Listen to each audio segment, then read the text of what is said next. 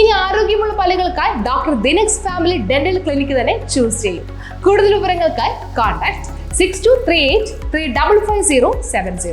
എറണാകുളം ജില്ലാ panchayat Cheruvattoor model higher secondary സ്കൂളിൽ നിർമ്മിച്ച പ്രവേശന കവാടത്തിന്റെയും പ്രധാന റോഡിന്റെയും ഉദ്ഘാടനം നടന്നു.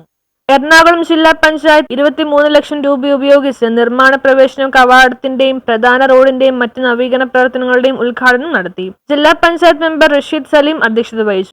അതിന്റെ പ്രവർത്തനങ്ങളിലേക്ക് വരുമ്പോൾ ആവശ്യമില്ലാത്ത പ്രതിസന്ധികൾ സൃഷ്ടിച്ചുകൊണ്ട് പദ്ധതികൾ താമസിപ്പിക്കുകയാണ് ഉണ്ടായിട്ടുള്ളത്. ഏതായാലും പദ്ധതി കാലാവധിയും ഇപ്പോൾ വച്ചിട്ടുള്ള 30 ലക്ഷം രൂപ നമുക്ക് ഓഡിറ്റോറിയം ഇല്ലാത്തതിന്റെ ഒരു പ്രശ്നം നമ്മുടെ സ്കൂളിനെ സംബന്ധിച്ചിടത്തോളം ജില്ലാ പഞ്ചായത്ത് പ്രസിഡന്റ് മനോജ് മൂത്തേടൻ ഉദ്ഘാടനം ചെയ്തു.